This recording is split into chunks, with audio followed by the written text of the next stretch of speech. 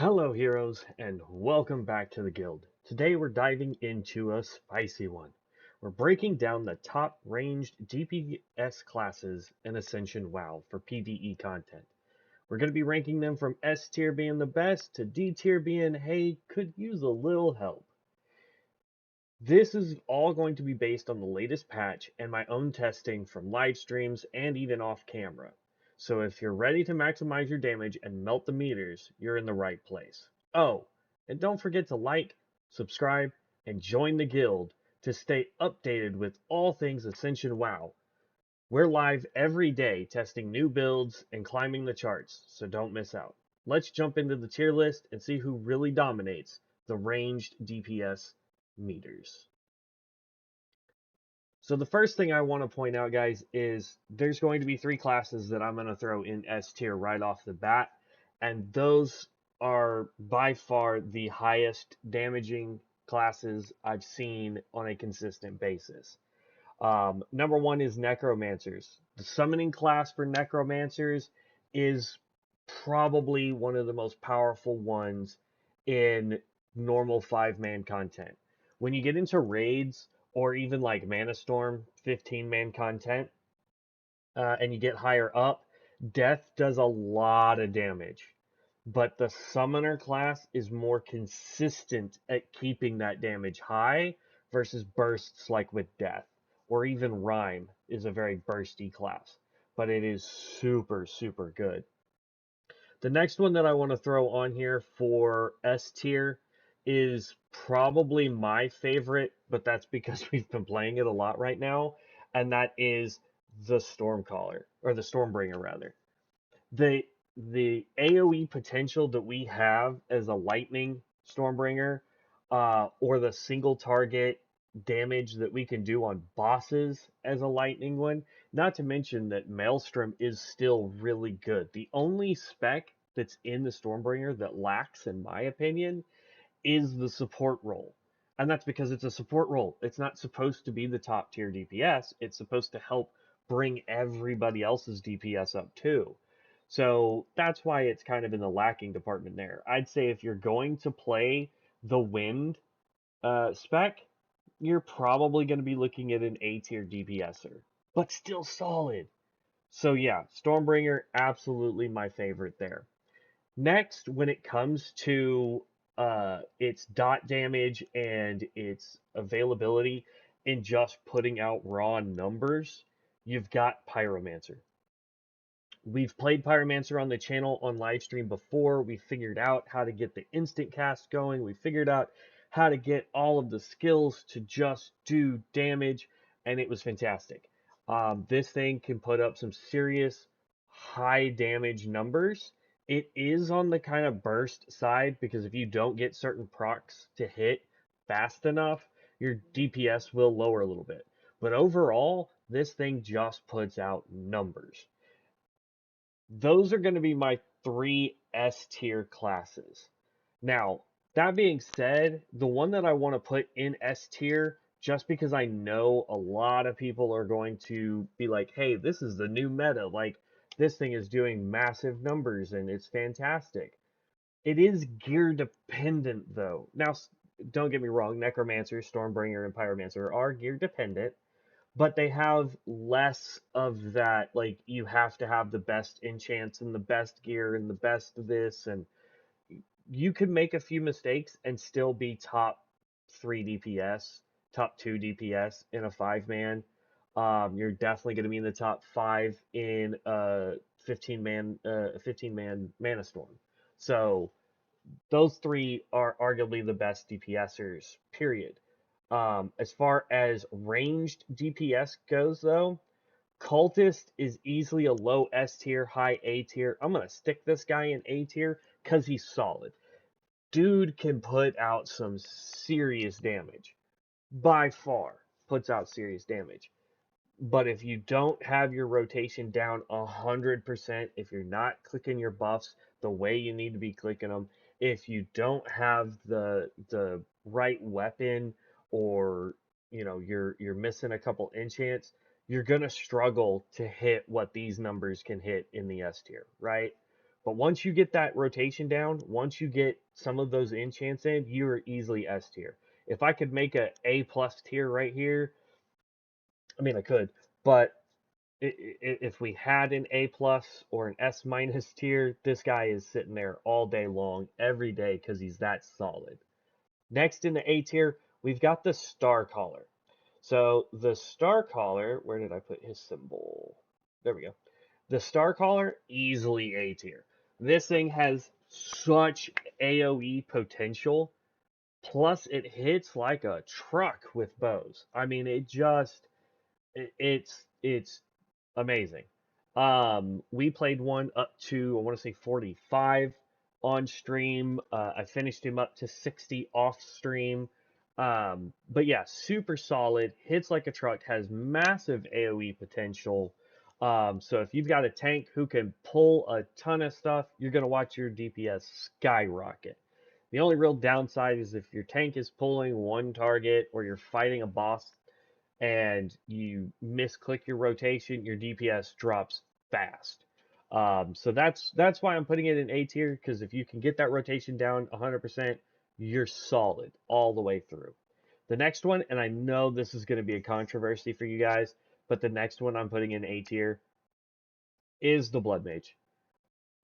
It, like, look, guys, I get it. I can already hear you screaming about Bloodmage being hard, and it's crazy, and it's got two different types of ranged. It's got pure ranged, and then it's got hybrid range. And yes, I understand, but I'm putting it A tier because of the numbers it can do, right? Like the Bloodmage is by far one of the weirdest, tankiest, ranged classes you can do because it can self heal like crazy. It can do massive AoE damage when rotation is done correctly. It can help keep people alive if necessary. Like it's a good class, right? Is it going to be your top DPSer as pure ranged? Absolutely not. It just doesn't have the capability of being a top DPSer.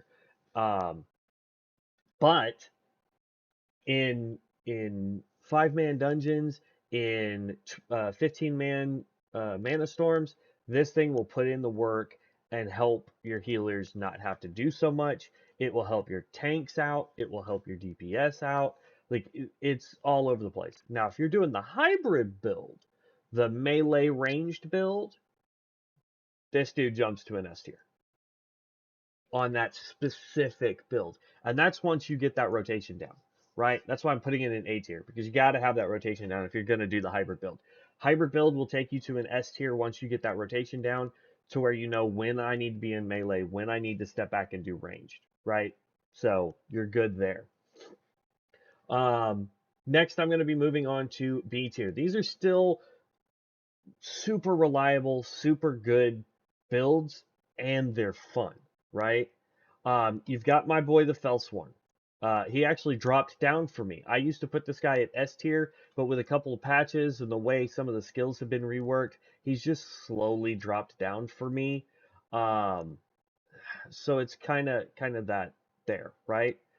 This is another one that's going to be controversial, man, and that's going to be the Venomancer. The poison guy, don't get me wrong, I've seen some classes put out some serious numbers, but overall, I would honestly put this guy in between A and B tier. I'm putting him in B tier because he's solid.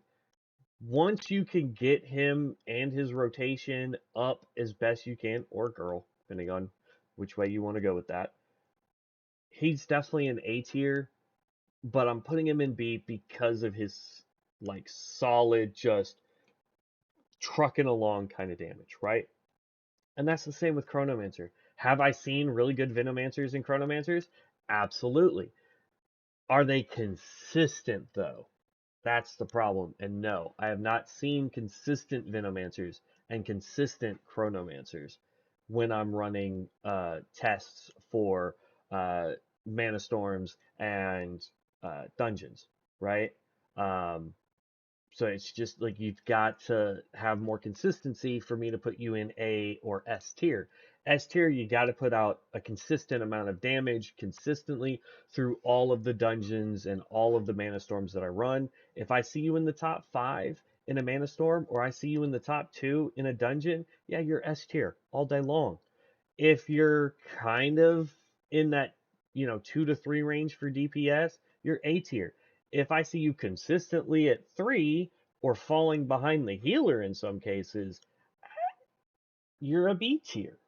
So, it is what it is. And I know you guys are probably screaming at your monitors right now, calling me dumb, but it is what it is. Next, I'm going to do 2 more B tiers here. We've got Witch Doctor and actually, sorry, there's going to be 3 more that go into B tier for me. Witch Doctor, Witch Hunter, both of these are super solid. For ranged damages, just phenomenal, absolutely phenomenal. But again, these are ones that cannot consistently stay in the top 2 when I'm doing tests, right? I see them drop off considerably, especially during boss fights. Tinker also is a B tier for me, and I'll tell you why. It's it's really good until like 2 patches ago when they changed some of the mechanics and gave us the drone. And I think that messed up our DPS.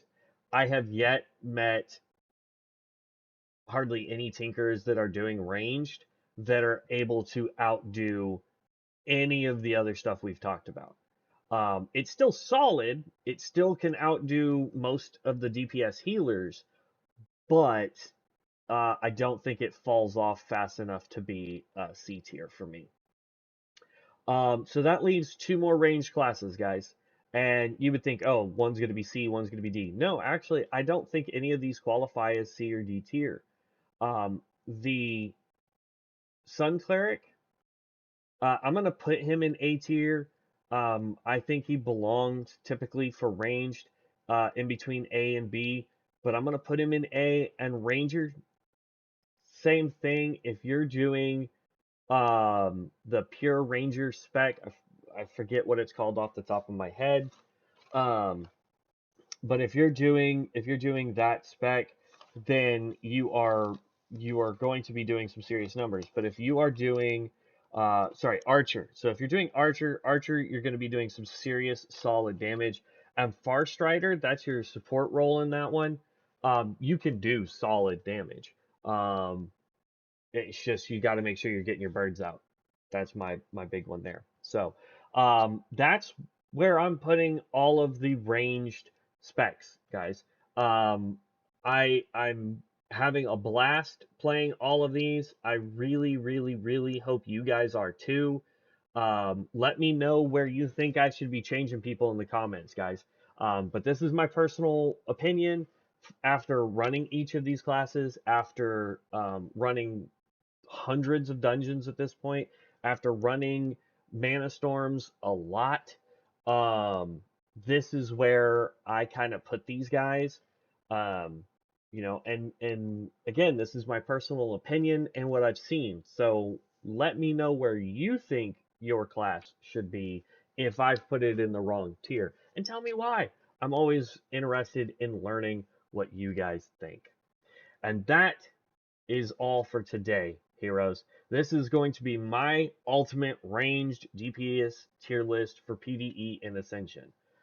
Whether you're lighting it up with the Stormbringer, or burning the world down with a Pyromancer, or you've just like summoning all the undead, this is where it is.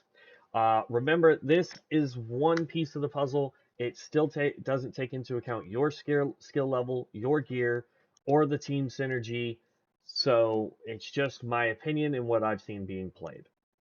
I'll be updating this list as new balances roll out. So make sure you hit the subscribe button and hit the bell notification so you never miss an update. Again, I go live every day. I'm also over on Twitch, so if you happen to be a Twitch member, you can follow me on Twitch as well. I've got merch if you guys want to rep the guild. That will be in the description for you. And then again, leave me a comment on where you think I went wrong or where you think I went right. Until next time, heroes, we'll catch you in the next one. Peace out.